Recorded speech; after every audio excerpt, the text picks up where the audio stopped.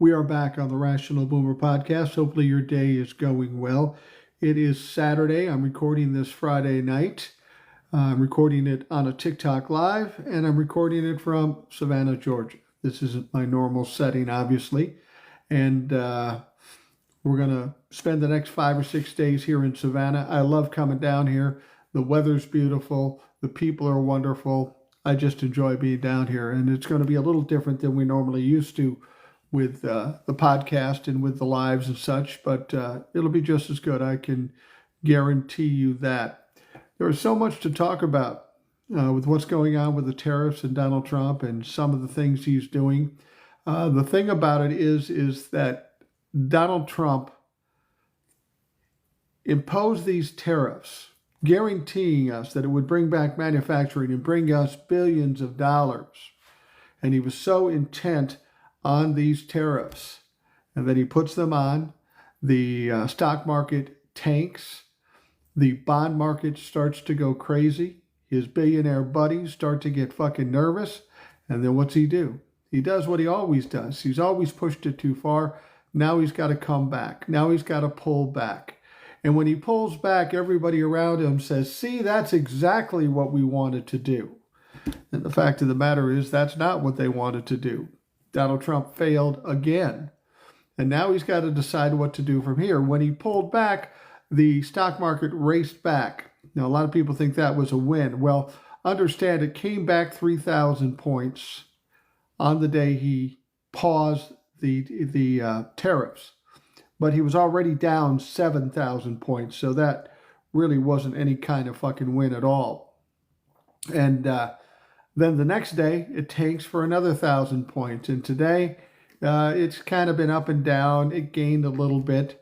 The bottom line is, at its peak in February, the stock market, the Dow Jones, was at 45,000. It's currently at 39. Now, if you understand simple math, subtraction, this isn't a winning combination for Donald Trump. And Donald Trump is in a little bit of trouble here. It's going to be interesting to see who he hangs the blame on ultimately, because that's what Donald Trump does. He blames somebody else for his own bullshit.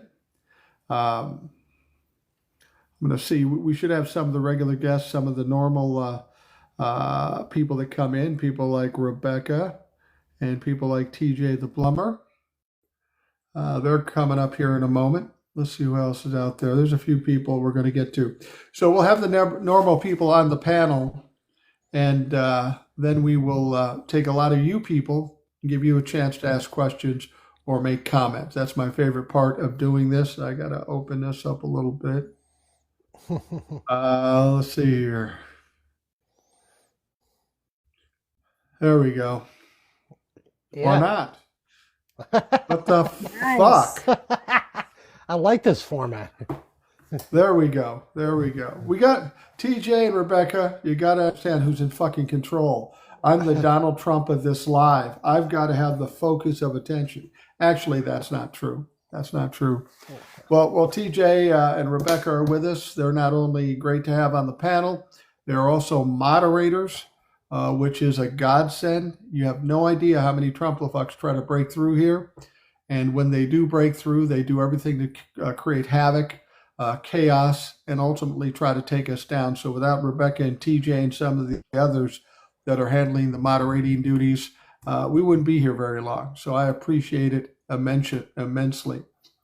Right. So TJ, I'm curious as to, some of the things that went on today. What fucking pissed you off the most? I know there's a few things.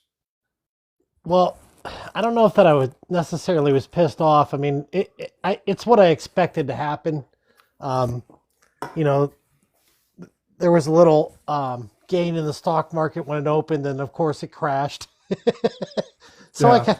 I had a sorrowful laugh about that, of course. But I did learn a few interesting things today. Is that what's that? The Koch brothers. Well, the Koch brother, the one's dead, but the Kochs are suing Donald Trump over the tariffs. Yeah, and why is that ironic? It's ironic because the Koch brothers pretty much controlled Donald Trump and the Republican Party and kind of pointed him in the direction of who to put in as chief or the Supreme Court justices. And now they're pissed at Donnie for doing the tariffs, and like you say, they're suing them. I do find that funny myself. Yeah, that's quite a quandary, because what's going to happen? They own those Supreme Court justices, so if it goes to the Supreme Court, what are they going to do? I mean, the Coke Industries, or their trust, or whatever it is, however they hide their money, they donated millions and millions of dollars to those. They gave them all kinds of perks and things like that. In a roundabout Yeah. way, a shelled way, I guess. So, and of course, they gave Donald Trump a lot of money. So, how's that going to roll? I mean, I really honestly think that Coke Industries is going to protect their interests over what Donald Trump wants. So that's not good news for Donnie. Well, no, when the Republicans themselves start pushing back, and that's already starting to happen a bit in Congress, and certainly with the voters, this isn't a good sign for Donald Trump. Things are the tide is turning a little bit with Donald Trump. I'm going to bring somebody up here. I don't know this gentleman, so I don't know what we're walking into, but let's keep our fingers crossed. And this gentleman is Black Boot. How you doing? What's on your mind today? Hey man, I've been Hey, watching dude. you for a long time, man. Well, thank you I, very much. I appreciate that. you have no worries with me. Trust me. The thing I'm Good. concerned with is that regardless of what Trump's doing with just Trump's Trump. He don't adhere to any kind of real ideology or nothing like that, or he uh, goes with the last person that spoke to him in a room. So, True. but the my fear is there's a lot smarter people than he is, and at the state level, that these states are actively right now trying to do away with our democracy, and you can see it in Tennessee, you can see it in North Carolina, and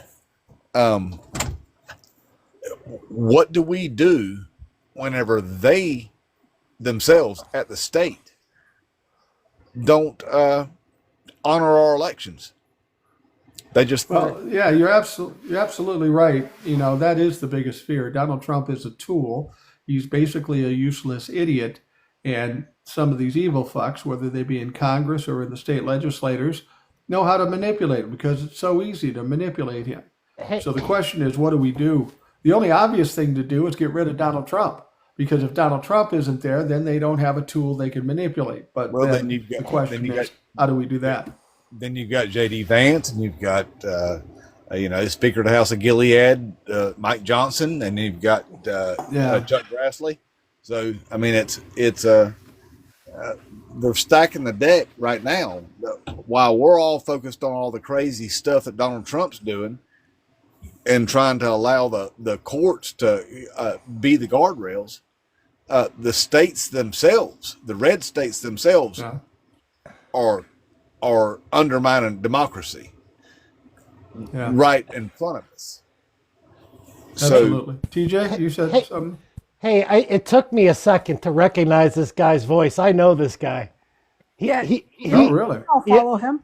I follow this guy. He's a great creator on TikTok. Incredible creator. Black Dude, Nice. I really like your content. It's when I saw your picture and then I listened to your voice, I figured out who you are. Yeah, he makes some excellent content. Mike, you should follow him because he's really good. Yeah, definitely.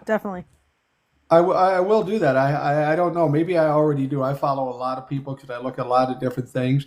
I don't recognize the name or the face. I do notice that Black Boot and I look a lot and sound a lot alike. That's weird. That's kind of Yes. scary. It's But definitely the hair. yeah, that's yeah. where it's at. That, I noticed that myself. Yeah. Well, my dad. But- With my dad, who the fuck knows?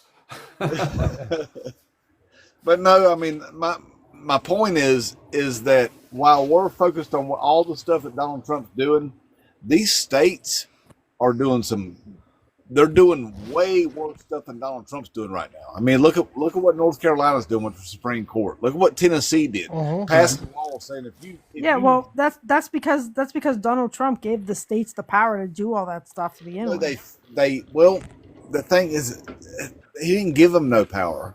They just feel that powerful. He True. didn't give them power. And True. but what Tennessee did months ago, whenever they pretty much said if you vote against Donald Trump's agenda, that's a felony. Yeah, I know. That's fucking crazy. Which is why Democrats need to take power and then tell the states, hey, listen, you can't just make your own freaking rules that go against federal rules. The thing is that they're forcing us into a situation of, I mean, it's easy to say Democrats need to take power, but when they're taking power away from us illegally, and then there's no repercussions for it, how do you take power? Yeah. And that forces us into a unfortunately, and I hate to say it, violent situation. And I agree. It's no secret that North Carolina is terribly gerrymandered. I mean, without question, it's gerrymandered. My parents used to live there, and I can attest to the fact that there could be a power shift in there because I'm sure you're familiar with the triangle. Most What's of it's like Sanford, North Carolina, and the surrounding area, the triangle. Right. There is a huge density of northern people that live in that area. But they gerrymandered the district so that Democrats, even though there's a huge amount of them that have their transplants from the north, they gerrymandered the district so that it's more difficult for Democrats to win. Right, but the thing is with gerrymandering, and this is the thing that bothers me, is that these two special elections in Florida, those districts weren't winnable by a Democrat. No, they're so heavily gerrymandered for Republicans that, I mean, it's just, and I know everybody was excited and was trying to get people behind it and everything, but the thing is Democrats are just as guilty of this gerrymandering. Oh yeah, as Republicans are. That's the reason why they don't want to. That's the reason why they don't want to have that argument. Right. And yeah, you're absolutely right. I mean, we've got the Republicans, which is an absolute dumpster fire, and the Democrats, in many ways, aren't much better. They're just less dangerous at this point.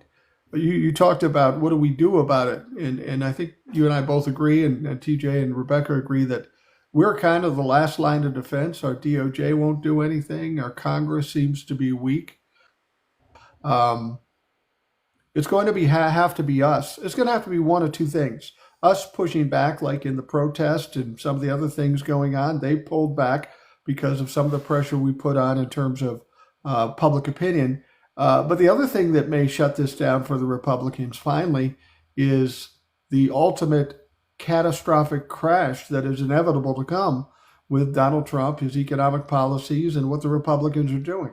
Because as much as they want to do this, all this shit's going to fail. We know it's going to fail. Somehow they don't.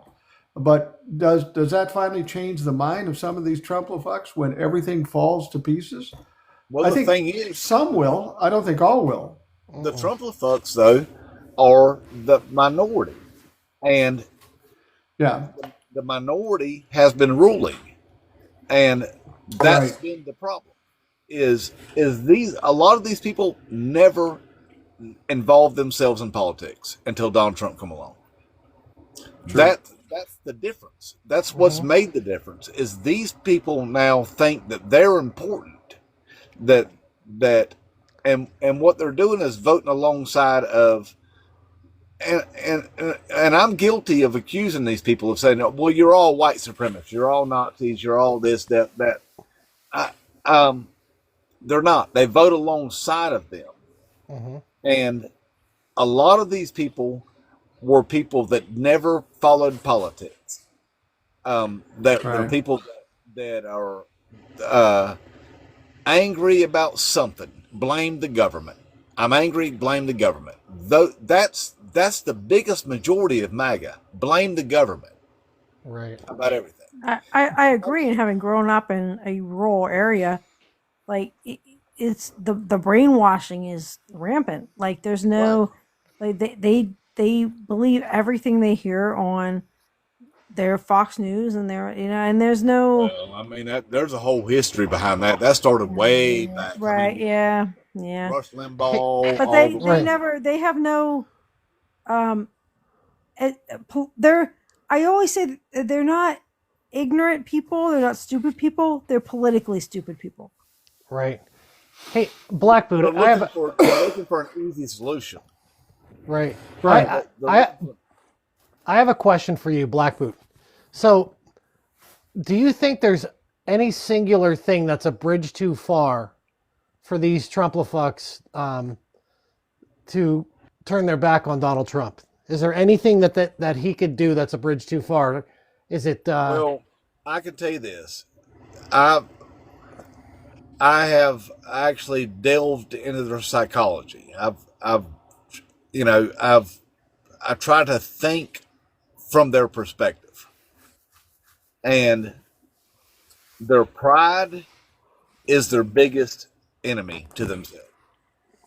So, no, I don't think there is. I even think there's people right now that have been deeply affected by his policies right now, and I make videos about it every day, Right. calling them out about that your Medicare prescription prices went up because of Donald Trump, and I have yet to hear one single one of them dumb sons of bitches ever call him out of it. Well, I feel it's the same on both sides. I feel like we're all like fuck around and find out, and like we're seeing all these posts about like their 401ks have gone down and now they're all sad because they voted for Trump and how could this happen to them. But at the same time, they're just all about like, oh, we own the libs, we've done this. You're exactly like right. You just nailed it right there on the libs.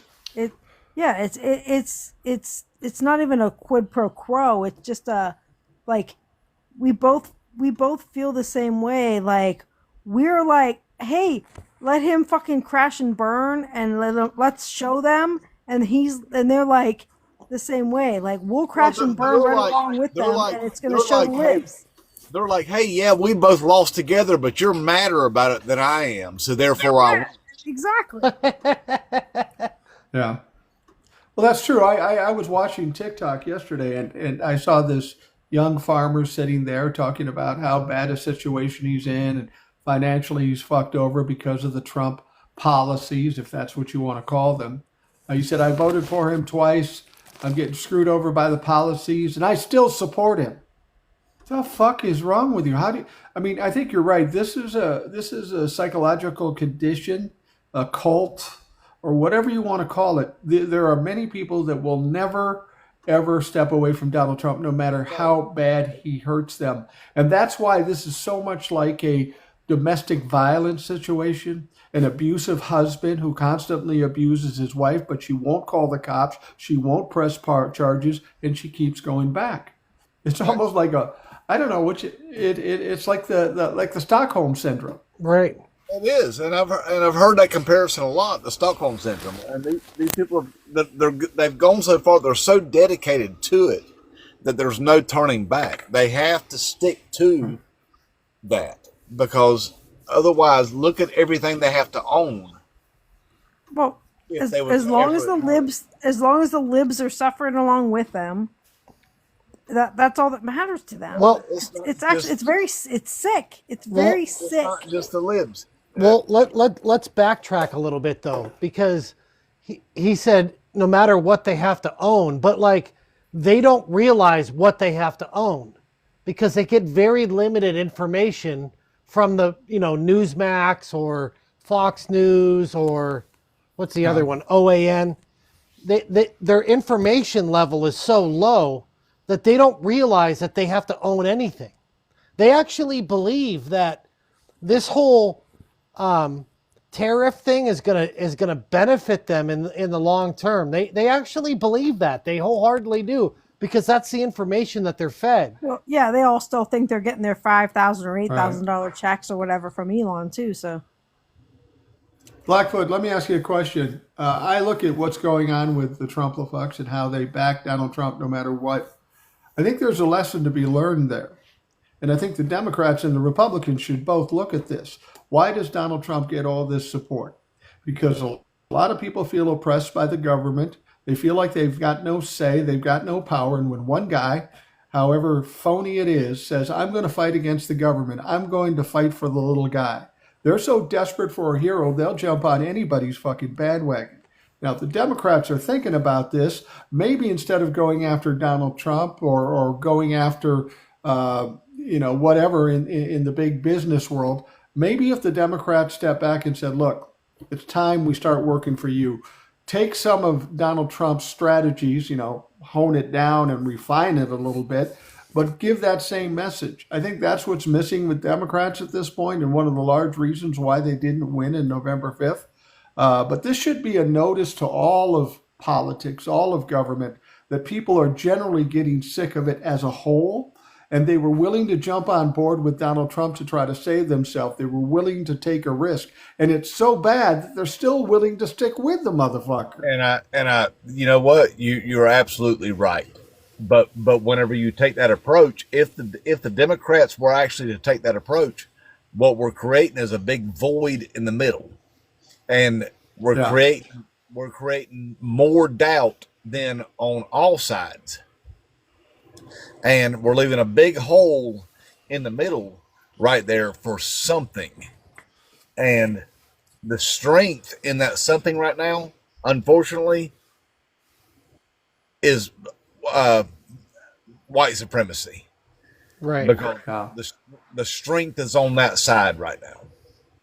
And so Democrats are just trying to be civil, is just holding that. So, but I agree with you. Yeah, that's the same argument. It's almost like a third party argument. There's got to be somebody in the middle to fix this. And because I don't agree with Democrats, the Democrats have been bought out by, they're just as much big money as Republicans. They're almost as big money as the Republicans. It's also been taken over by the minority groups, by the LGBTQs, all that, and we've made the whole fight about. And the Republicans love that. Well, let's make your whole fight about 7% of the population. And transgender folks. Yeah, it's not even an argument because it's a small group of people. Do we think all people should be treated fairly? Fuck us running. But it doesn't really have for them. Right. Well, that's the whole distraction tactic. That's the whole distraction and that's the other tactic. thing. We don't have too many people in the Democratic Party that know anything about standing up for anything. No, but the thing is what Republicans are good at is the fact that Democrats do stand up for the minority in that 7%, then they make that the fight. See, people like the Bud Light thing, when they did that. Yeah. I never even knew who that person was. Right. Somebody on TikTok. Dylan Mulvaney. Yeah, Mulvaney. I never even knew who that person was until they're the ones that made a big stink about it. Then I knew who that was. So they take the fight. They're the ones, they create the controversy, make the Democrats defend it, and then make that the fight. They do it over and over again. How much do you think her TikTok videos likes went up after that? A bunch. Right. A bunch. I mean, that's what the thing is. What she did was she drank Bud Light in her videos. That was a consistent thing in her videos. So Bud Light sent her one can then it was it a commemorative can for her. That was it. Right. That's it. They're the ones that made a big stink about it, and then by doing that, they made that the argument. Yeah, They well, do it all the time. well, That's what they do all the time. Black Boot. That's what they do to keep the culture war alive. That's their ultimate goal. Right, exactly. What? Because they don't have anything else. Right. They got no platform, nothing to, no accomplishments, nothing to run on. They've never passed any meaningful legislation. Can you imagine if you was running for re-election and you said, "Here's the plan. I want to give $4.5 trillion in tax cuts to the top 1%. 83% of all these tax cuts are going to go to the wealthy. We want to go ahead and eliminate Medicaid, and we want to raise the retirement age to 75, and or matter of fact, what we want to do is take all of your Social Security money and put it into a private fund where we get to gamble on that." Right.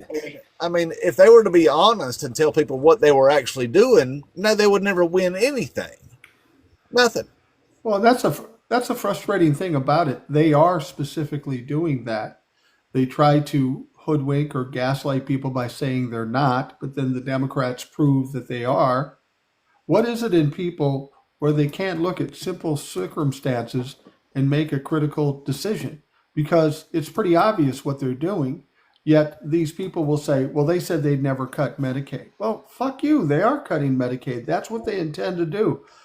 There is an epidemic, Blackfoot. I'm sorry to say this. There's an epidemic in this country of stupid. It's amazing how many people are ill-informed or just ignorant or too lazy to look into anything. Well, the thing is I heard just a statistic about a year ago that if it's not election time, if it's not election season, only about 8% of people actually follow politics. Oh yeah.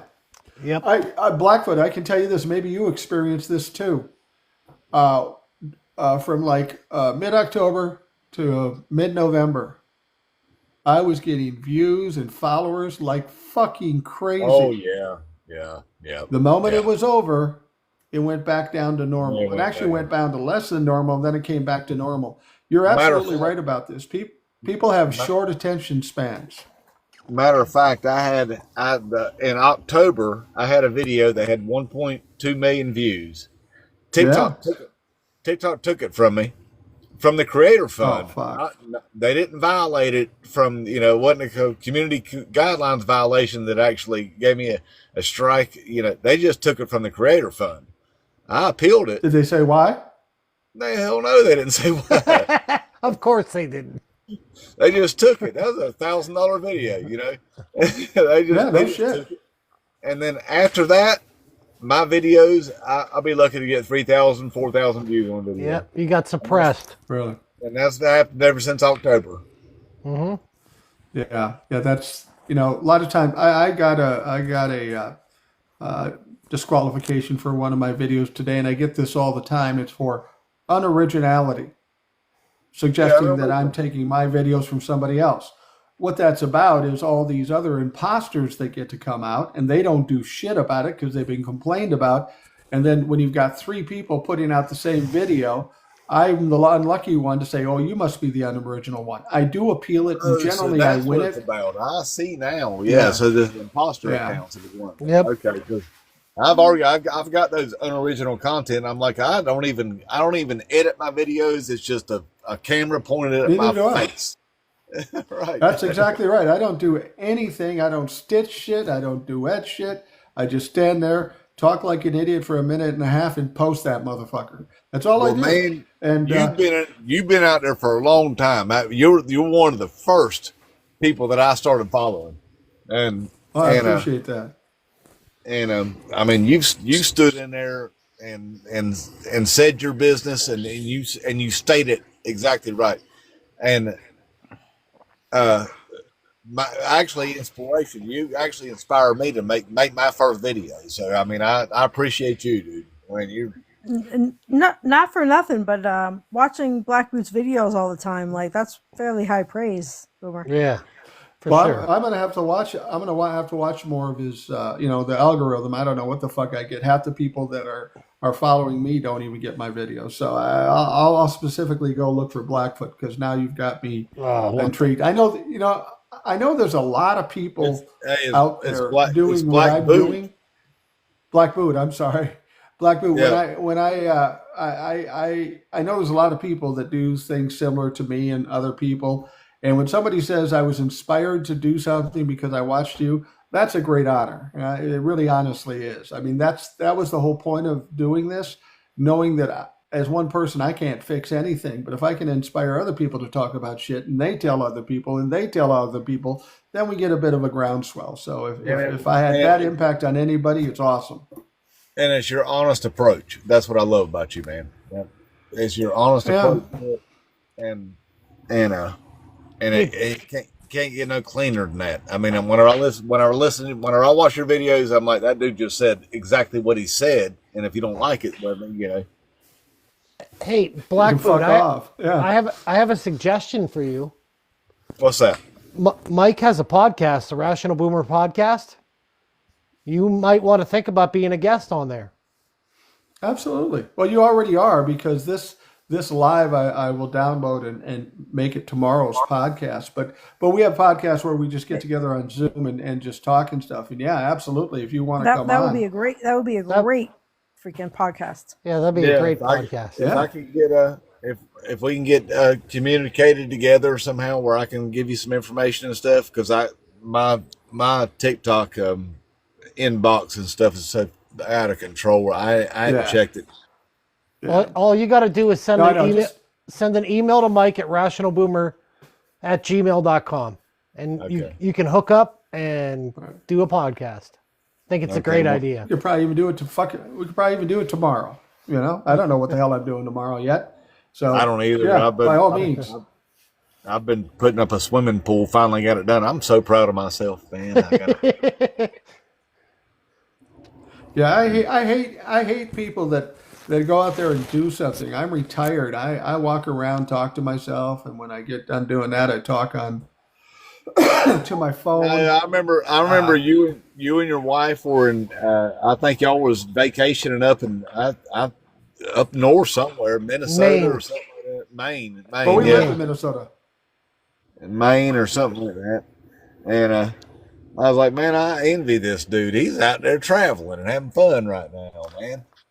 Well, my wife and I are both retired, but my wife cannot sit still. So she got a part-time job, and she got a part-time job with an airline. So we can fly a lot of places. I'm in Savannah right now. We have a place in Savannah, and we come down here a lot. Nothing like a big, dumb white northerner walking around the deep south, but I fucking love it.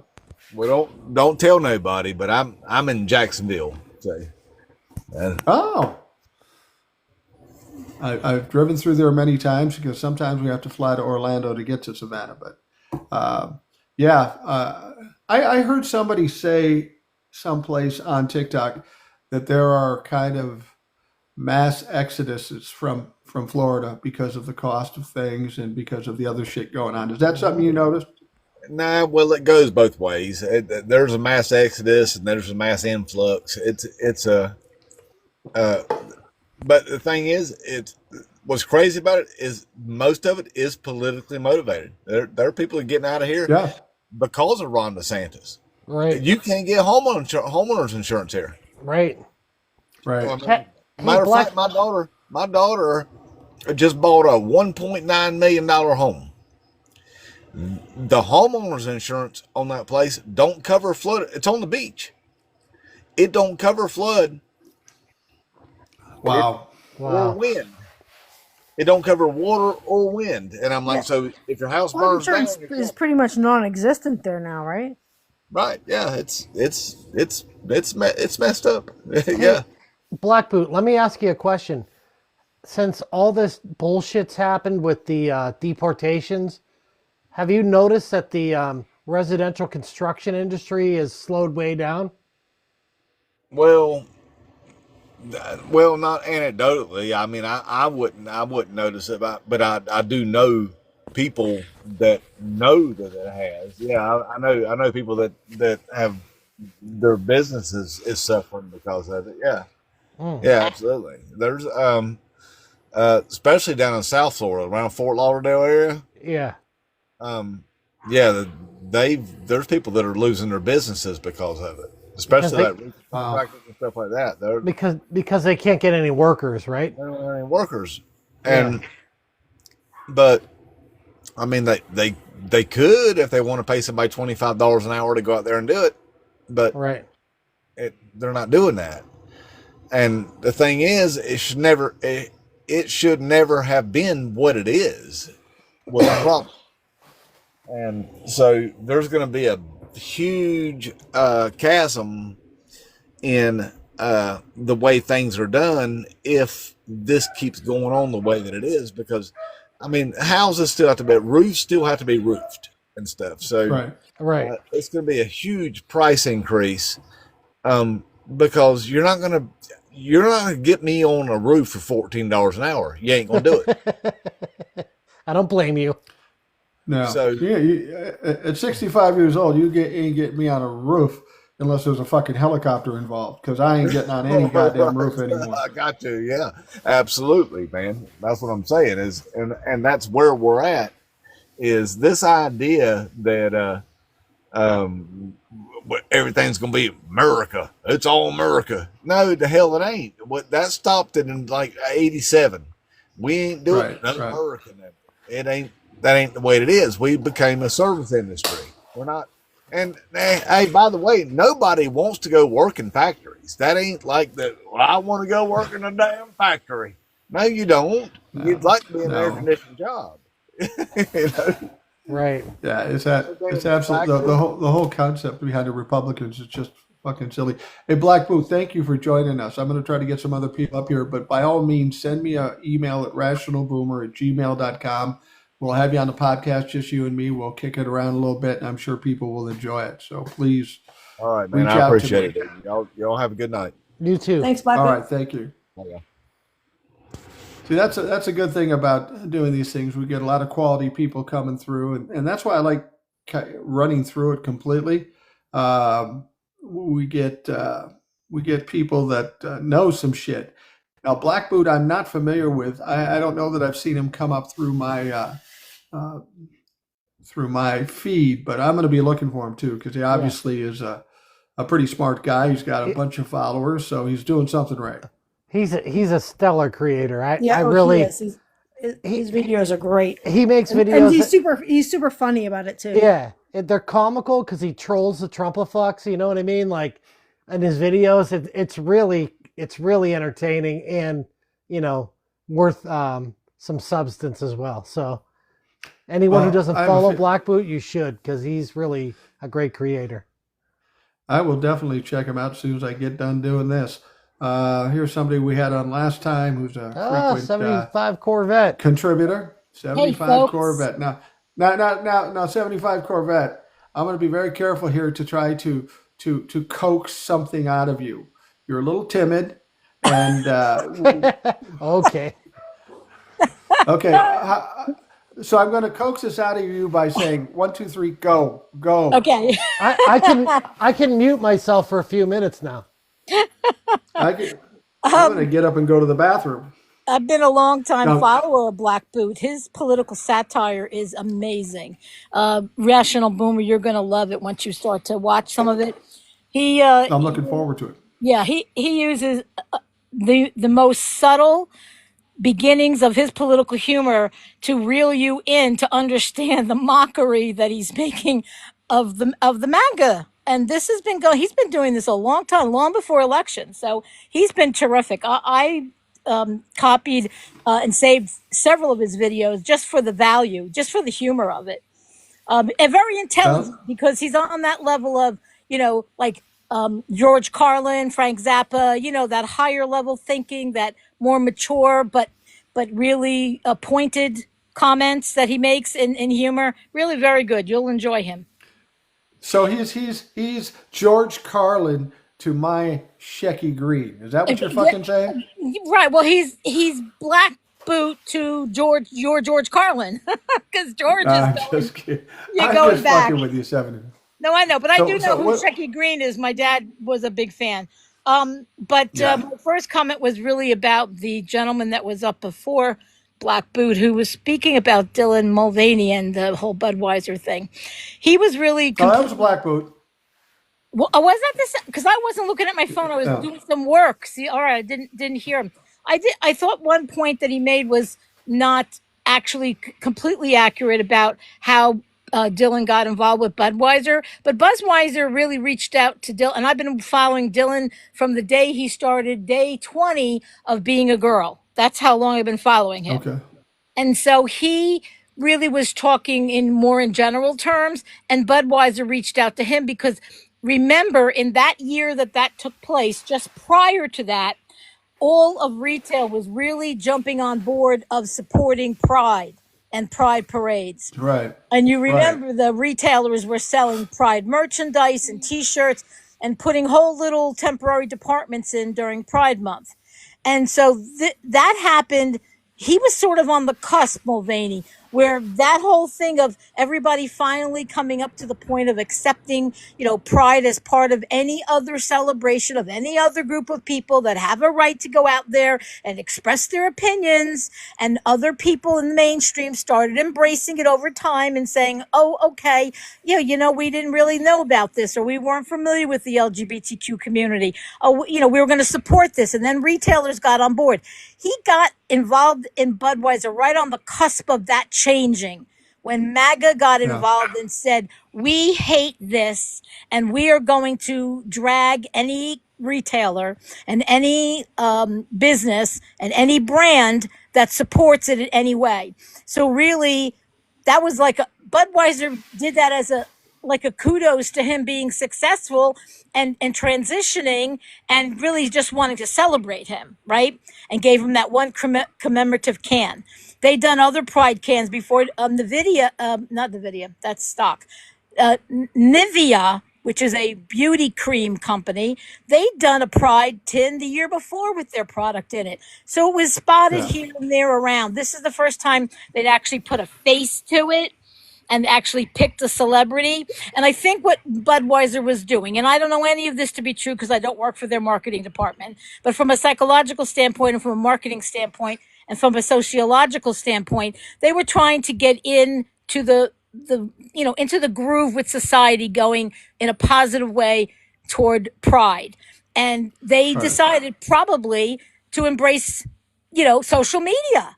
And since he was such a big social media star and had an enormous following and was doing quite well as far as reaching out and making it comfortable for people that were outside that community to want to support that community, and then to make people who had maybe LGBTQ children or other family members feel like they were getting more support. Budweiser just got in there at the wrong time. It was just the wrong time. And then those morons went out and, like everybody pointed out, they went out and spent their hard-earned $3.50 extra a week that they have to buy their case of beer or whatever beer costs, and then they went and shot it all up. So what the hell? You boycott it, you don't buy it and destroy it, right? So the destruction really took over, and then everybody wanted to one up somebody else, and they started, blowing up bottles. It was insanity. And Kid Rock is such a cuck little bitch. Oh, he is. He's a little rich boy from fucking suburban Michigan. Like he's not. Yeah, he's no. He's no. Oh, he's a poser. He's a poser. He's a poser. Yeah, he's a total poser. Totally. You're right. But Totally. Budweiser didn't come out with a big old commercial with Dylan Mulvaney. It's her, by the way. You should refer to her as her. Well, I know. But Budweiser didn't come out with a big commercial. They literally made a 6-pack, right, and sent it to her, right, in appreciation for her transition and her representation for the community. Yes. Well, they sent her a that's what and then people have she to made a video about it. But the timing was just bad for Budweiser, because at that point, the MAGA, especially on social media, were taking over, right? And they were targeting Target. Remember at that time when they were yelling that Target was selling LGBTQ baby clothing, trying to turn your baby into a person that's, just Yeah. the fucking insanity Here's, of it all. here's the thing people have to understand. Dylan Mulvaney, when she did her social media, she wasn't out looking for trouble. She had No. this niche. No. She was transgender and she wanted to talk about it and expose it. She wasn't looking to start trouble. You know, if you don't like what she's doing, you don't have to watch what she's doing. And then, like a Right. lot of social media people who have some success, they get contacted by a product or a service, and By they a say, brand. "Hey, would you do something with this?" And if you're a Yep. social media and you're trying to make money, and they say, "We'll give you X amount of dollars if you do this," most people would. Now, I get a lot of people coming to me about shit on the TikTok shop thing that I have no interest in at all, and I'm not interested in selling anything. But it Right. could have been anything. It could have been Snap-on tools. It could have been Exactly. Husky Boy pants, for It that could, fucking right. matter. Don't tell Eric. Yeah. Yeah. No, I mean, really, it's really a brand opportunity. It was probably an Right. honor. Listen, if a brand came and said to me, "We want to put your face on a product for this month of whatever the month of celebration was," maybe I would have said yes too because I believed in what it was, right? Or I was part of that community like she was. She Right. basically Right. just took advantage of something that was presented to her. Yeah, it Well, wasn't it I wanna wasn't even a product that was like marketed to the public. It was literally just sent to her and she made a video about it. Right. well, let's talk about this whole boycott. What a joke it was. Rebecca, remember the video that my Trumplefuck cousin made that he put on Facebook about Bud Light? Yeah. He went out. He was him and his wife were big Bud Light drinkers, and they put a video on Facebook. They went out to the end of their driveway and they dumped out an entire case of Bud Light, and they said, "Go woke, go broke." Yeah, who went broke? They Yeah, wasted their went who money. went broke? Not Yeah. not It's Bud, such not a Anheuser ridiculous Busch. concept. Let's go support the company by buying their beer and then Right. pour it out. Yeah, Anheuser Busch didn't miss a beat by Right. getting the Trumplefuck blowback. Not Yeah. a beat. They didn't miss Not they at didn't all. miss a penny. Did And you they're like, see the video that was just done comparing like an anniversary to what happened with Bud Light, comparing to that guy who made that MAGA beer and they showed the warehouse filled to the rafters with MAGA beer they can't sell? Remember that guy who came right Yeah. out after the Bud Light issue and he made his own MAGA beer and he was selling it as if you want to quit Bud Light, come buy my beer. And I think, maybe he sold, I don't know, let's just pick a number, 10,000 cases initially. Everybody was gun ho. Well, they just did a video on his warehouse filled to the rafters with the cases of the MAGA beer that he can't unload.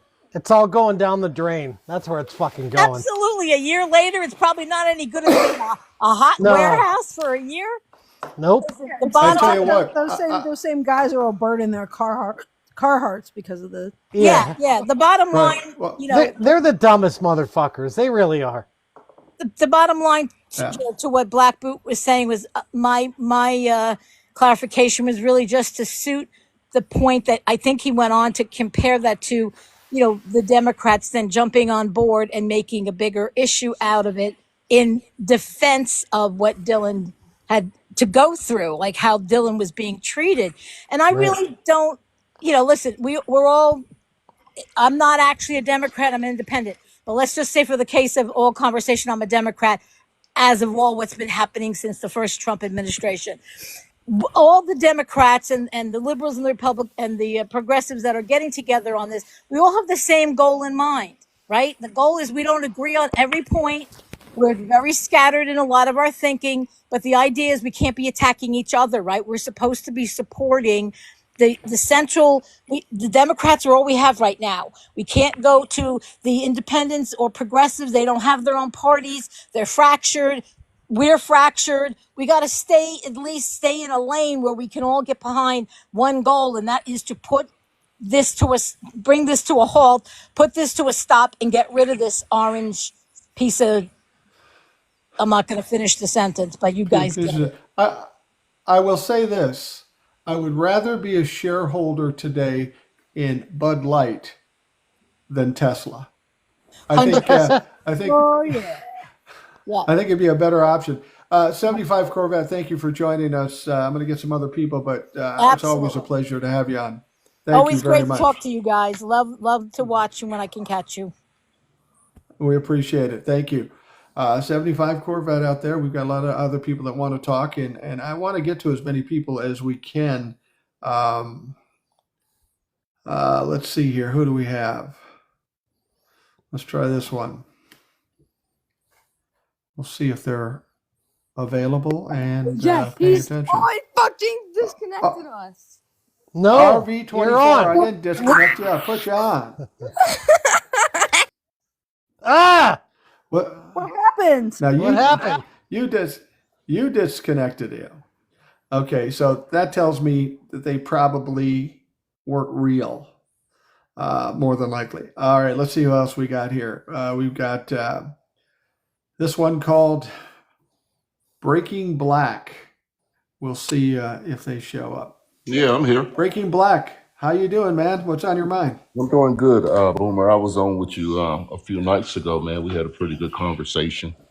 You know that Absolutely. I jump in on with you guys, but but I came in when you guys were talking about when you guys were talking with Black Boot, and Yeah. you guys were trying to figure out the mindset of these Trumpers, man. And Absolutely. I've been trying to figure it out myself, and I guess I'm just like everybody else. I've come up with a theory. You know, I'm no professional psychologist, but I pretty much can kind of analyze things pretty doggone well in people.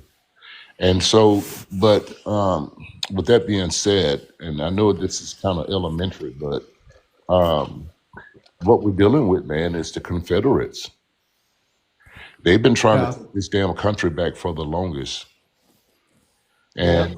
and that's what we're dealing with. As far as I'm talking about the Trump supporters, it's the Confederates that we're dealing with. So you guys were saying that, what would it take in order to get these people to realize or to jump off the bandwagon? But there's nothing that's not gonna happen because it's in their hearts.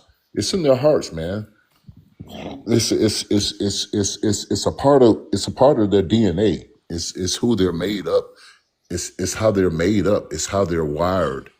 And I think I heard somebody one time that made the most sense to me. He said, people are really wasting their time trying to convince these people about Donald Trump.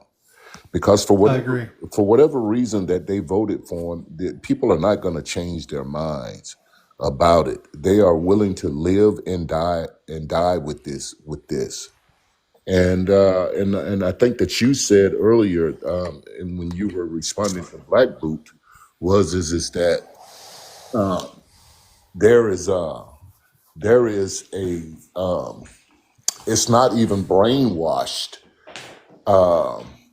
It's not that some of them are, but I think that basically what you were referring to is that that these people, they just like the guy for whatever fucking reason that they like him.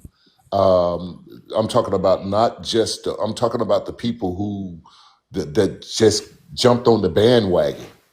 These are a lot of people just jumped on the bandwagon with this guy, and somebody was saying, and I think it was you that maybe somebody else that said they didn't even vote. These people didn't even vote before Trump came along. Yeah, absolutely. And The thing about it is what I gather. I'm an old white guy, so what the fuck do I know? But to me, it seems like racism is been piled on every generation after generation, and to a large degree, racism might be in some of these people's DNA. They can't look at it any other way as that black people or Asian people or Hispanic people are subservient to white people. There is white supremacy As a black man, let me ask you this. I've said this many times, and big talk from an old white guy, but I think that a lot of what happened is the racism's always been there, but what inflamed this was when we had the audacity to elect a black man to the presidency twice in a row. Yes. And Donald Trump is basically retribution for us doing that. What do you think? Yeah, I absolutely agree with you. And then the thing, and what I would add to that is this is that it's not so much as Joe Biden did such a horrible job because I mean if you look at what he has done, if you look at his record, the only thing that Trump supporters can say is the border. And Yeah. they try to use the economy as a byproduct of that, just not to not just lean on the border. They try to say the economy was a part of it, but the statistic shows that we had an economy that was the envy of the world. Well, Right. honestly they can't even say the border because there was an incredible border bill that was extremely bipartisan, and they still wouldn't vote for it. Yeah, well, I think they were already locked in with Trump with that, and they weren't going to vote with that. And they had already decided um, when Trump lost, and their movement started when he lost to Joe Biden, and they Yeah. had already decided that when he runs again, that they were going to be locked in. But yeah, well, Come hell or they're hot playing the water. long game for sure. They were definitely playing the long game. But to get back to what Boomer's question was, is about Obama. But yeah, you're definitely right about that. But it wasn't so much as about what Joe Biden did, so much as what he did wrong. It was about who he took with him. It was about that black girl that he took with him. Because Yeah, you're probably right. And then you take that black girl and you make her the first female president, and then on top of that, she was a black girl. She was a Yeah. black woman. Yeah. And then you take that and you take Ketanji Brown Jackson and you put her into the Supreme Court, Joe. So it wasn't so much as about what Joe Biden his policies, because his Build Back Better policy was a hell of a policy. I mean, he's building America back. He's putting high speed internet all through this country, man. Whereas a lot of these backwood fucks wouldn't even have internet. You know, Well, and I work for the utility company. I work for the power company, and I'm down in a lot well, of these rural areas. Where You know what, breaking? It's incredibly sad that us like not electing a black woman in 2024 was a step too far. Incredibly sad. well, it that just is goes to sad. show you. That's the reason. Although she was way more qualified, way more educated, and it's super sad that that was a step too far for people. Well, you talk about the hypocrisy of America, and they talk about the Hispanics and they talk about Mexico, but actually we're behind Mexico because they had the damn balls. They had the common sense to elect their first female there. And she's not, and from my understanding, she's not even Mexican. I think she might be part, Maybe part, but yeah, she's okay. brilliant. I She's think she's a brilliant woman. I think she's Jewish. I think that's That's what I was thinking too. yeah. You know, She so is Jewish, that's, but I think she's like a white father and a Hispanic mother, something like that. That may be what it is. yeah, yeah, you're probably right, Boomer. I'm not exactly sure, but I'm more inclined to agree with you guys that she is of mixed race. But you know, and so you know, to really answer your question, Boomer, I think that you're right about it. It wasn't so much as about what Joe Biden did wrong, because they could have been fixed the border, man. No president has ever really fixed the border. As a matter of fact, you No, know, it's been going on for 100 years. yeah, and they use the border as a tool to hold over the Hispanics' head to, I guess, to maybe try to keep them in line or keep them in check or something like that. I don't know why they haven't fixed the border, but that's what I think the reason why they've never really tackled the border is because it's always been a tool, to You know, use. and one Go ahead, Boomer. well, one of the things that having grown up around racist, I know some racists. I've known some. My father was a racist. Um, One of the things is they obviously hate people of color, and they have a slur term for black people, right? I'm not obviously going to say it because it's disrespectful and it's fucking idiocy. But they will call black people a slur. But one of the reasons why I don't think they like Democrats is the second group of people they hate. They hate the slur name for people of color. But what's the next thing they say if somebody like me stands up for somebody of color? They go, "Oh, you're a slur lover." And they hate white people for having the audacity to take the side or support black people. These people are always looking for a reason to hate somebody. And as long as you think differently than they do, they hate you. And they don't understand now why we dislike them because of how they think. They think it's not a two-way street here. That we can't look down on you because of the ridiculous behavior and the ridiculous treatment of people. They're constantly looking for somebody to hate and a reason to hate them. If you don't look like them, think like them, talk like them, they're going to find a reason to hate you. And it doesn't matter what it is. Either you're transgender or you support people of color or you're just a liberal. They're constantly looking for reasons to hate. And that's their whole strategy. These guys are weak. These guys are bad. These guys are traitors or whatever. And it's all bullshit. But everything they do is about hate. Well, you're absolutely right, and it's definitely a superiority type of thing. But Yeah. I try to understand the root cause of it, and it goes way back to the beginning of of history, and so I tell my friends that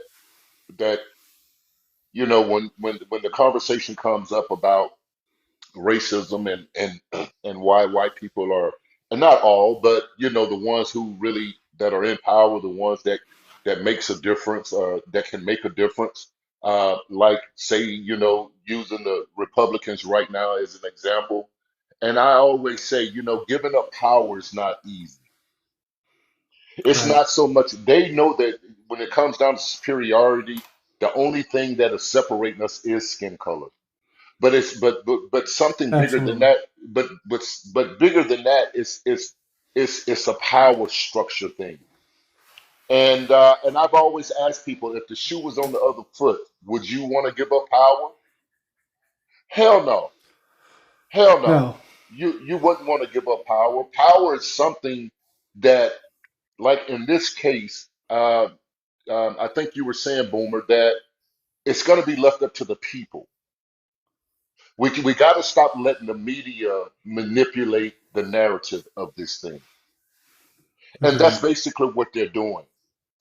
They want to shine the light on the Democrats, but they don't want to shine the light on the Republicans. And some kind of way, Right. somehow, we got to get rid of Fox News because Fox News is a big major player in this. It's a Oh, major they player in absolutely are. in I the wouldn't division feel so between bad us. if they were like AON well, it's not just Fox News though either. I mean, it's also MSNBC, CNN, and all the others because they don't always give us the whole story. They sometimes slant their story because of who owns them. I think if we have divisiveness in this country, the vast majority of the blame goes to the media. Because if one guy watches Fox News, one guy watches MSNBC, one guy watches CNN, they're all hearing different Right. stories. So, of course, we can't agree when we debate. I can sit with a Fox News guy and say, "What about this?" And he'll say, "I never heard about that." And the fact is, he's telling the truth. He never heard about it because he only watches Fox News. The Well, media is terribly complicit in this whole thing. well, And I can say that there might be big changes coming to Fox News because Really? Lachlan Murdoch lost his lawsuit about the trust from Rupert Murdoch. Well, actually, it was Rupert Murdoch. Rupert Murdoch sued to change the trust so that Lachlan Murdoch could control Fox News, and the other trustees in the trust fund said, "No, fuck that. We're not down with that," because apart from Lachlan Murdoch, they're not Trump-la-fucks. So there could be changes coming to Fox News that Rupert Murdoch's not really going to like. Well, that's the thing. Like, you can't necessarily blame the actual newscasters on those stations because you can they wanna totally keep their blame jobs. Sean Hannity. Come on, no. Well, okay, no. Yeah, well, I blame him. He's a piece of shit. He is. He's a for total sure. piece of shit. But if it came down to it, and his superiors told him, "Hey, listen, you got to now toe the line and like tell actual truthful news," and you can't, he probably would, because he don't want to lose his job. He'd probably quit. He probably would, but it's not a matter of those newscasters like reporting the news as they know it. It's a matter of like them keeping their job and reporting it as they're told to do. There's no. And you're absolutely right. And that's the power that they have. That's a choice to work there. You have a choice to work there. That's not the only media company. That's not the only news company. Yeah, but you know what? But if you're making as much money as I'm sure that he's making. Yeah, well, they're going to tell him what for, and he's going to follow it, or he's fucking done. Or he's going to done. Yeah. Yeah, exactly. that's how it's going to be. That's. I'll be honest with you. Maybe I'm not a good person to talk about this because of my background in media and stuff. There comes a point in your life when you have to have a certain amount of integrity. He has look none. At the that time is way gone, Mike. That time is way gone. Well, there's none of that. No, that's my point. That's my point, though. If you're sitting in a news chair and you're telling stories and they aren't true, regardless of how much money you get or how much success, there's got to come a point where you go, "Fuck, I can't do this." I mean, I've said this before. Somebody said, "Why don't you go on MSNBC?" Well, they'd never want me on MSNBC because I don't listen to shit. But if I went on MSNBC and they said, say this, I would absolutely not do it. I don't give a fuck what money is involved because it's bigger than money. It's about the future, and the future are my kids and my grandchildren. And there's no amount of money that's worth it to me to burn their futures. Right, but because for some people, person they that have can't no be bought. integrity. Well, I understand that, Right. but like that's the difference between you and Sean Hannity. Sean Hannity has no integrity. He doesn't give a fuck. Yeah. He sold his soul to the devil, just to make piles and piles of money. He doesn't care about if it's true or if it destroys the country. And he probably goes home and he probably tells his wife, "You know what? I'm making a shit ton of money to tell lies on TV, and that's just how it is." Yeah, and Sean Hannity doesn't care. Like, he doesn't care if it destroys the country. Yeah, it doesn't matter to him. He has no integrity whatsoever. Yeah, but I'm inclined to believe that, what comes out of them, and I understand propaganda. I understand that all too well. But I'm a firm believer what comes out of a man's mouth comes from his heart. And so, he's making a shitload of money, and there might be some things that he might not agree with, but for the most part, in order for you to do what you're doing well, you have to enjoy it. There's a certain amount of that bullshit that you have to truly believe in your heart, because in order for you to present it, it has to come across a certain way. It has to come across. You have to sell it. Yeah, but breaking, you have to understand he's been doing this for decades. Yeah. That's my point. He's been doing it for decades. At this point, it comes like completely natural to him, regardless of whether he believes it or not. Like, it's like just natural to him at this point. So some people will say to me, "Mike, it's real easy for you to say you wouldn't do it because you're not in that position."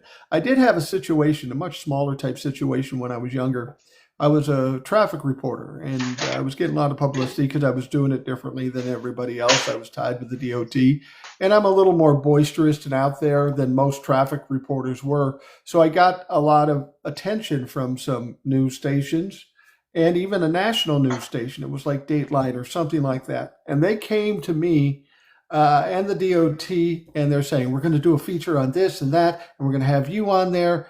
We see you as kind of like the John Madden of traffic reporters. I go, what?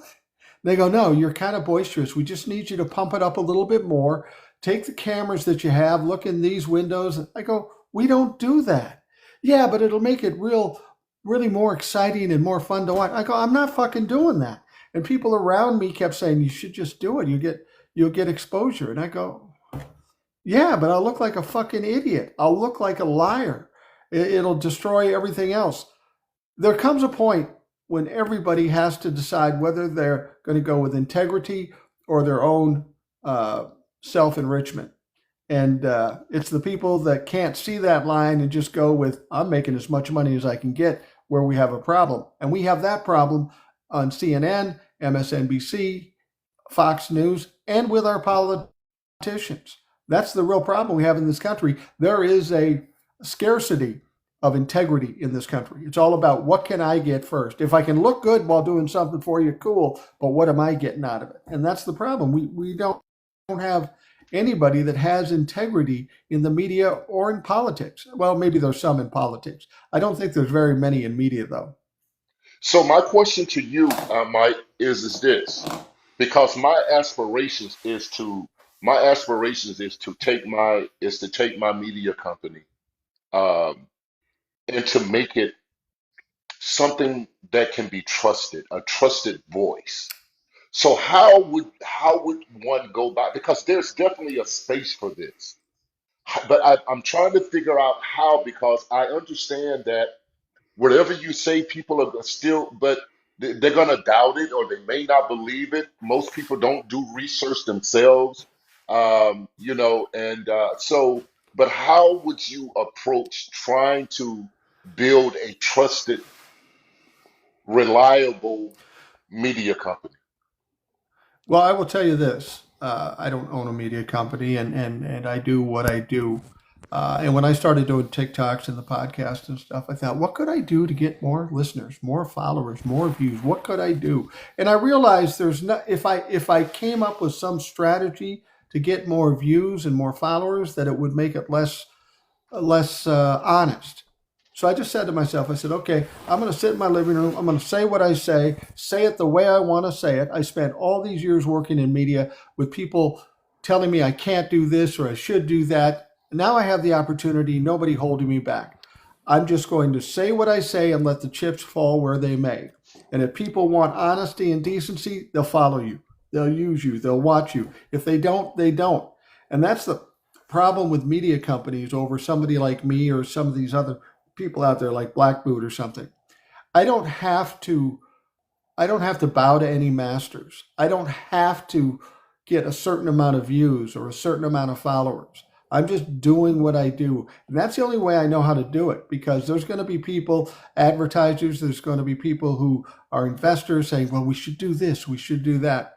And anybody who knows me, from my family down to people I've worked with, down to my teachers, you can tell Mike what you think, but he's going to do whatever the fuck he wants.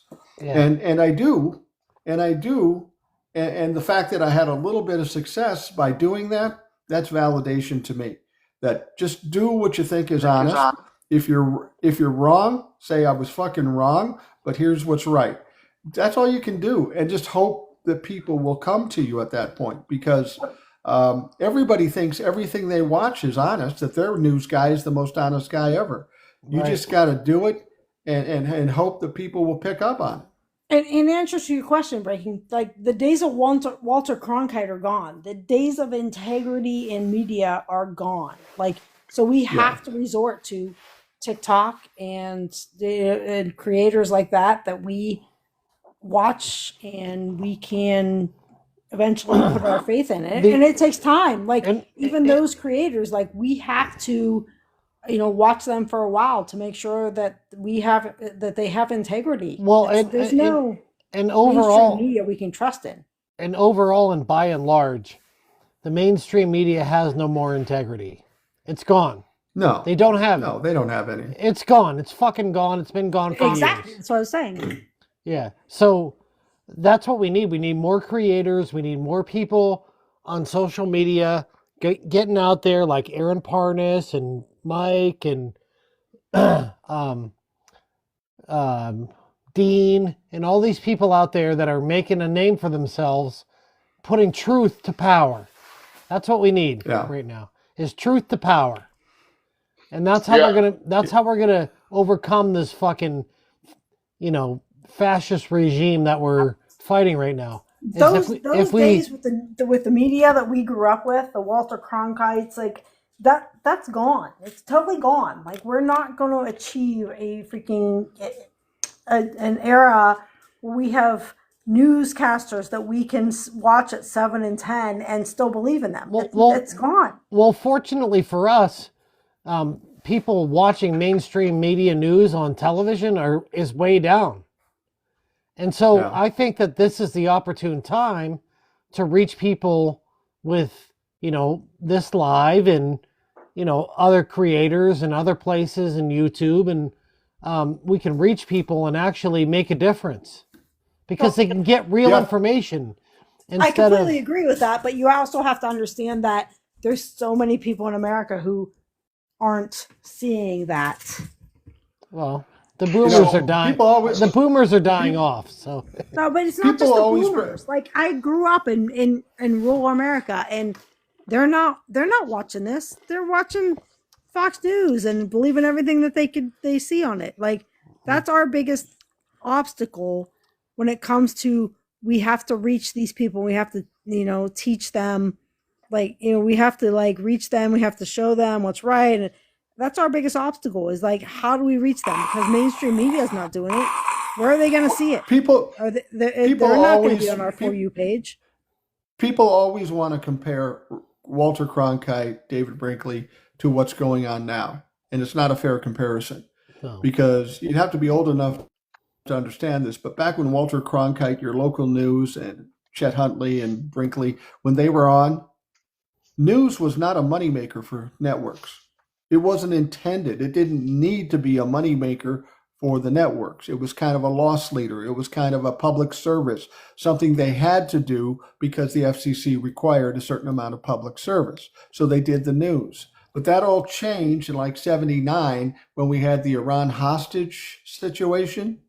And they had the Nightline show that came on every night to talk about that hostage situation. And after that hostage situation ended, they realized, Ted Koppel realized, and the people around him realized, fuck, we can make money off of this because people want to see it. So that was the starting of when media became a moneymaker as opposed to what it was before. And once it became a moneymaker, that's where it lost its integrity because it was about making money, more importantly, than informing people. And that's one of the problems I have with people even on here, like say a Midas Touch. I love Midas Touch. I love their message. I think they do a wonderful job. But the one thing they have working against them that somebody like me doesn't have is they've got to bring in that audience. They got to cover the bills. They've got to make money. So they have to alter some things they do. And I'm not blaming them for that. That's just part of running a business. So are you saying the reason for that is because we understand in media, wherever the eyeballs go, that's where the marketing goes. That's where the advertising goes. So when you get a large followers, now you're going to start getting sponsors and people like that right there. And so now your content is being somewhat, as you're saying, Mike, is being dictated, I guess you can say, as far as the freedom or of what you're going to influenced. say. There's rules you have to follow when you get to that point.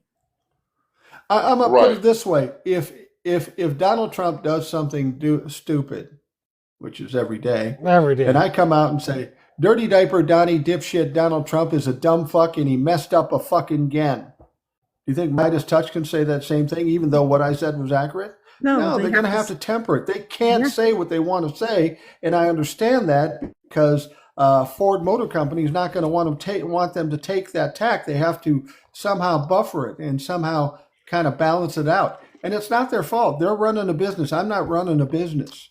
But Right. you got to be careful what you hear and who you hear it from and where it comes from. I don't have a boss. I don't have anybody telling me what I can't say. Clearly, otherwise I wouldn't say the shit I said. And for me, it's just cathartic. It's cathartic to be able to do that because all my life in media, somebody was saying, don't do this, you should do that. And I hope the people at the last station I was working at didn't want me to do a lot of things, and I ended up retiring early. I hope they know that what I'm doing now is based on what I think, the way I want to do it, and I've got more listeners and more followers than I ever had on their fucking radio station. So fuck yourself. I think there's room for Good people for you. to be themselves and just be straight and honest. But if you're trying to run a business, it's a little different. Well, So one of the things that, and I'm as I stand here and I'm looking at your comments, I look down and I see 78 Corvette. She brought up something very interesting. Now, I don't know if you saw it yet, Mike, but she said No. don't limit your news to just black news, at least not the name. And that's the point. That's one of the reasons why I came up with it because everything associated with black is derogatory. And it shouldn't be that way. If you had something that said white news, it wouldn't matter to me.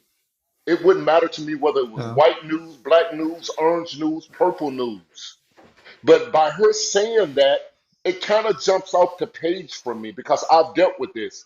And I I've been doing this, and this has been my brand. I've had this trademark since 2020. So Right. 5 years now.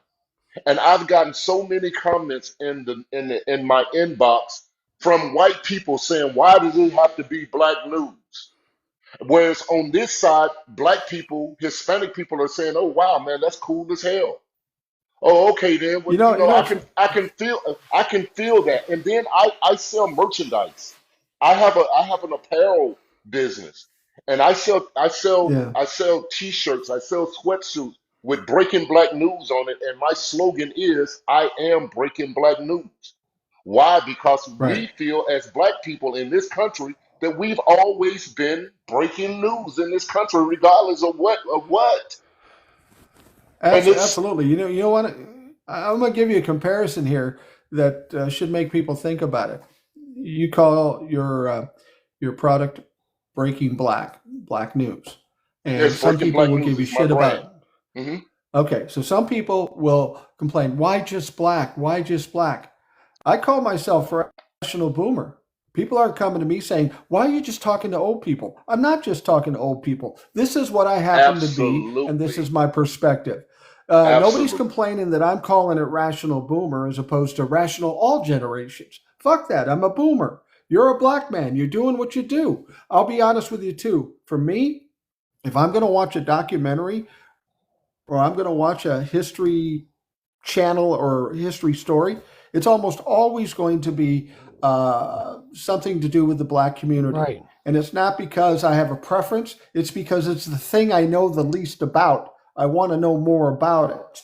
So I Right. will watch those things so that I can be better informed and better well-rounded for this stuff. And to distinguish it because you have it called Breaking Black News, it's all about black people. Well, It's maybe the majority it is, but but that's who you are, man. That's who you fucking are. Right. and the thing about it is this and one and so in this space, and I'm just and just for the listeners who don't understand, like take for instance a 75 Corvette. You don't understand, like Boomer just said, I am a black man. I understand my people. I understand the problems that we have that is not Right. being addressed in mainstream media. So, Absolutely. and with that being said, my people gravitate toward stuff like that. But not only Yeah. that, don't let that limit you to looking, because me, for instance, I dip in on Fox. Even though I know Fox is a propaganda, a white nationalist station, I dip in on them because I want to hear what they got to say. You know, I want to see, I want to catch their side of the version of it. So the name of it shouldn't deter people away from watching it. And it's just so funny to me, and it makes me laugh. For me, it shows a certain amount of potential racism, maybe that you're Yeah. not aware of. Because if that name bothers you and it stops you from looking in to see what's going on, then maybe you might need to do some soul searching yourself. Let me give you another tip, Breaking Black. Because I've been doing this a long time, not just the TikToks, but in radio and such. Over my lifetime, I've had people come to me and say, what you're doing is cool, but you should do this or you should do that.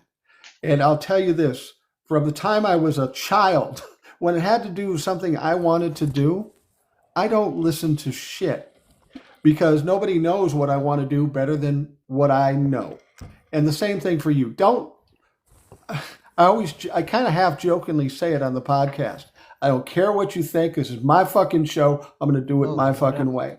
And after spending my whole life having people tell me how I should do it better, I'm doing just fine now. So I'm just going to do it my way. And there is a certain amount of joy in doing that. I always tell people, do not take advice. Do never take advice from people. Take in the information, then decide for yourself. Because it's all Absolutely. about you and what you believe and what you want to do. And 75 Corvette, I'm not kicking your ass because people just, every day people say, well, you should do this. I had a guy that sent me a letter yesterday, was on my podcast, and he says, stop drinking water. That's rude. Fuck you. It's my show. I'm going to drink fucking water. If you don't like it, don't fucking watch it. That's ridiculous. Just be true to That guy Oh yourself. my God. Listen, Jack can fuck off. Fuck that guy. One of the Yeah, things, well, he's one of the fun. things that I use, and I to give people an example, is you take BET, Black Entertainment Television.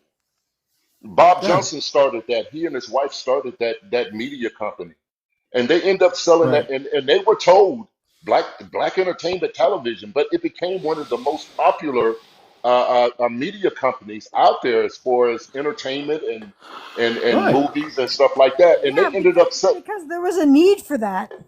it was a need for it. So my point of saying that is to say that whenever you're creating something, you have to find your space because Yeah. a lot of people try to go into it thinking crossover. I want to be accepted by everybody. And it's just like you were saying, Bowman, which I applaud you and I amen you for saying that. But you have to pick your space. You have to do what's Yeah. best for you, and hey, you have to be able to live with it and die with it. But there's been proof that when it comes to things that Black people create, a lot of the times it's very successful. It may take a minute, but our culture, everybody loves our culture. From the music to the dancing to the cooking to all of it, you know? But at the same time, when it comes to racism, Black people are being scrutinized. But you're Well, and scrutinizing us as a people, but you're loving our culture. right, right, and this particular time is more important for people of color to do the things they do because we got motherfuckers in Washington D.C. trying to erase Harriet fucking Tubman and Medgar Evers and this stuff. They're trying to erase all Black history from this country. So I support any Black creator to tout and crow about their history. They have every right to, and it's reasonable that they would do it. And that's the thing. It's real easy to say, "Oh, this Black guy. Why does it have to be all about Black?" They don't say that to me. Why does it always have to be white? It's not always about white with me. It's about No, what's it's not. the difference between good and bad, truth and lies. I like truth. I like good. I hate the other fucking ones regardless of and to be honest with you, I don't like bad people. And as much as I support people of color, I don't cut people of color slack if they're assholes. And you Their shouldn't. color has And you shouldn't. nothing to do with it. It's their assholes. And Yeah. if someone would go on my page, let's just say if you go on my page, I don't cut Black people any cut either. I don't cut nobody if you're Hispanic, if you're Japanese, if you're white. It don't. I try to give it from a honest perspective of from my view. That don't mean that what I say is your truth, but I If try to you're an give it. asshole, you're an asshole. If you're a But good if you're an person, you're a good asshole, you're an person. asshole. Absolutely. But if you go on my page, I've probably got more white stuff on my page than I do black. Oh, God forbid. I will tell you And, this. and the reason I I say know that is more. because of Donald Trump right now. Donald Trump. Right. I know more old white assholes than of any other race there is. That's just the way it is. I mean, people I grew up with, people I know, and I'll promise you, I tell them they're assholes too. They don't like it, but I kind of take a little joy in pissing people off. So this is fun for me. But you got to call out truth and decency and promote it and call out people that are trying to harm other people. Because, like I said, if you're trying to push across this abortion issue or marginalize, it's like this guy they sent to El Salvador. He's El Salvadoran. He had every right to be here. They sent him to a prison in El Salvador illegally. And people say, why do you care? You're white. Well, because whatever they're doing to him, they're maybe going to come to me because I'm mean to Donald Trump and put this old white ass on a fucking plane and send it to El Salvador. You let them take a little bit and they will fucking do it to anybody they don't like. And if you don't see the red flag there, you're missing it. And you're going to make the mistake that people in Germany made back in the 30s. Well, you heard what Obama said the other night when he was on that podcast, when he was, I forget the guy name that he was on, but I mean, but he said it plain and he said it clear and he didn't, he put it out there, man. He said, do you think if I had done anything close to what Donald Trump is doing that I would, it would be, it would have been accepted, that I would have got away with that? And it Absolutely was, no. He and, would never. and so when people talk about race, that was a clear example of racism. That was a clear Yeah. example of racism. No way in the hell would Obama would have gotten away with, or the Republicans would have set back and allowed for him to do what Donald Trump is getting away with. That's hypocrisy. Yeah. That's racism.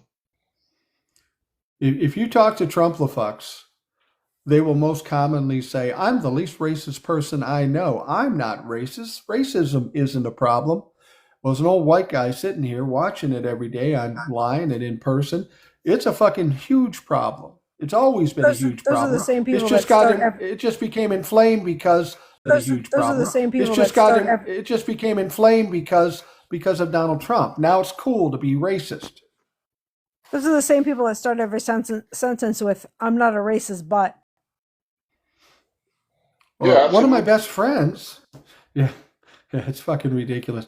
Breaking black news. Thank you very much for coming on. I'm going to bring up one more person, and then we're getting toward the end here. But I appreciate you coming on. And if you ever want to come on the podcast where it's just us, by all means, send me an email at rationalboomer@gmail.com, and we'll set it up. Mark, it's been a pleasure. I appreciate you guys letting me express myself. Thank you. All right, thank you. One more guy, and then we're going to wrap things up because we're at that point. And this is somebody we know and talk to pretty regularly. He's a millennial. No, he's a Gen Z. Gen Z, yeah. He's a young man. He's a farmer. What the fuck is on your mind, JD? What isn't? No, I was hearing your conversation about news media, and I've been thinking about this today, actually. The problem with the media right now, the legacy media, is that they report what's going on with an opinionated slant. Absolutely. What we need in this country is media that will report straight facts and let the opinion to the viewer. Just leave for their job is to leave the opinion the way the fuck out of it. Let me ask you this, JD. The viewer Let me ask you form this, the though. opinion. It's real easy to say, just give us the straight facts. But could an organization like that even survive? I mean, it's not just the media's fault. It's the consumers of said media. because we're a much lower brow society than we were back in the 60s. We expected the facts. Would somebody actually watch a national media outlet that just told the facts? It wouldn't be exciting. It wouldn't scare you necessarily. It would make you think, is there enough people to tune into that? Now, I do get a fair amount of people that tune into what I do, and that's fine, but I'm not a national media outlet. The media caters to those people that will watch and listen so they can make money. So you have to put the onus on the consumers too, because we are a less sophisticated group of consumers than we once were.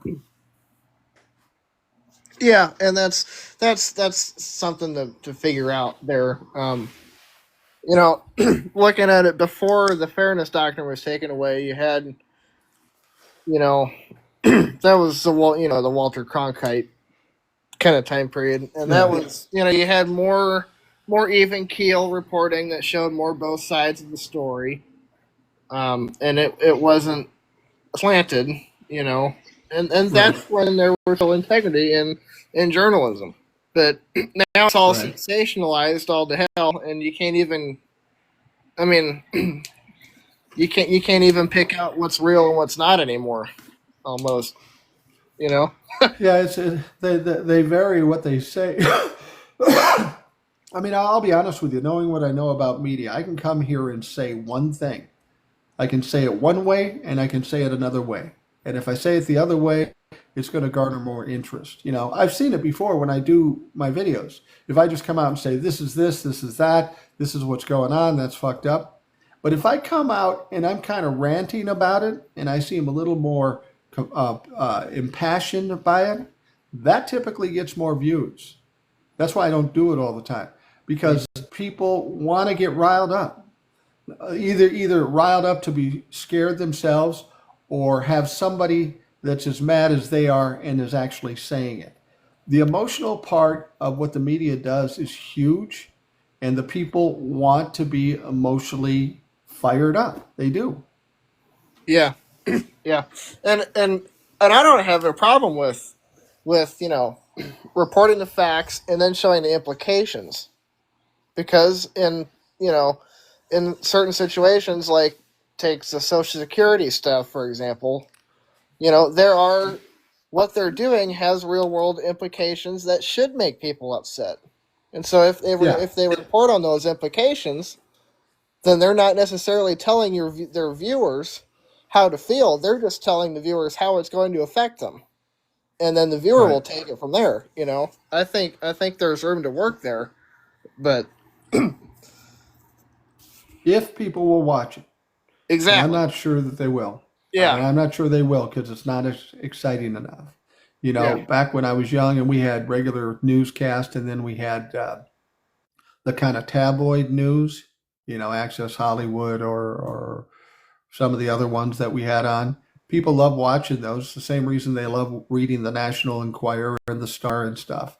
Even though it wasn't the real hard news, it was entertaining, it was scandalous, it was salacious, it was sexy, and that's why they watched it. And unfortunately, that's what people want to see. And the media knows this, and they want to make money, so they will feed into that particular desire by the audience. And the problem is the media, but the problem is bigger than the media. The problem is the palate of the consumer, and part of that is because the media train them to want this sort of stuff. But every time there's a scandal, Donald Trump. I mean, I saw a news report yesterday that said Donald Trump is handing out little pins for his cabinet to wear, and it's basically a silhouette in gold of Donald Trump, and they're making them wear them on their fucking lapels. That's crazy. That's ridiculous. It's literally unimportant, but that'll be all over the news. Yeah, yeah, and another thing too is that people are so used to this tabloid style kind of news reporting, and it's kind of difficult for people to separate what is the news supposed to look like in light of this constant stream of bullshit that Donald Trump's feeding us, because he knows how to play the media like no one else. I mean, he's a reality Well, TV show unfortunately, guy, and that's what he's doing. Donald Trump's not very smart, and it's not hard to play the media. Anybody can play the media. If it bleeds, it leads. That's just what they do. They want the craziest shit. I mean, anybody in the world can do something crazy in the middle of their street, and if it's enough to go viral on social media, it'll be the lead story. That's the unfortunate thing. I remember when I was a traffic reporter, we had this terrible accident. Where a woman died in the accident on the freeway. It was the biggest story without question. But on that same day, for some fucking reason, a squirrel climbed up the light pole and was sitting on the light pole and was having a difficult time coming down. And they had cameras on them and they're watching this squirrel. I watched the news that day. Squirrel was the lead story. Didn't even mention the lady that died. That's the essence of news these days. And that's fucked up. John, I actually feel bad for you and your generation because we literally grew up, and Mike, I know you'll attest to this. Like, we literally grew up with like Dan Rathers, Walter Cronkite. Like, we grew up with like newsmen who literally had integrity. And we watched the 7 o'clock and the 10 o'clock news, and my dad swore by that 7 o'clock and 10 o'clock news every day.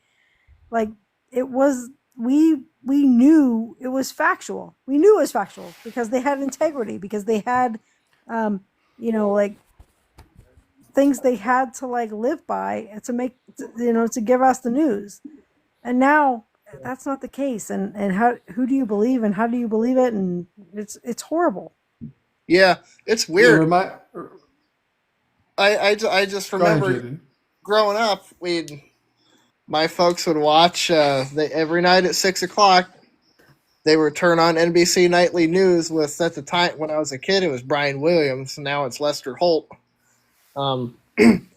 They've been, usually they were pretty good for years and years, and then now it's all fucking weird. I don't recognize the show anymore. They were reporting the other night. They were reporting on something that Doge was doing, and they were just talking about Doge like it was something legitimate, like it's no big deal. Absolutely, it's something regular, and they're just completely omitting the fact that they have no fucking right to be where they're at right now. The news used to be like a legitimate, like it was the news and they had to follow certain standards and it was like very legitimate. Now it's just business and they can claim it's entertainment news. They don't have to report actual facts. Well, the way we sound here reminds me of a sketch from SNL way back in the old days. And they had these people playing parts. And in this situation, they might say, we had news that was just the facts, and it was boring as fuck, and we loved it that way. That's what this sounds like, man. And it's true to a certain extent. Yeah, it's absolutely true. Well, I'm gonna wrap up the Rational Boomer live and Rational Boomer podcast. We're at about that point. I want to thank all the people that joined us on here. You always do a great job, and I appreciate it. And JD Farmer, Rebecca, and TJ the Plumber, thanks for your help. It's immensely needed and immensely appreciated. So thank you very much. Thanks, Mike. Yep. Don't all jump at once. Fuck. Anyway, thank you very much for that. And those people who are listening, either to the live or to the podcast, thank you for taking the time to do that. I hope you have a great day. And of course, we'll talk to you again tomorrow.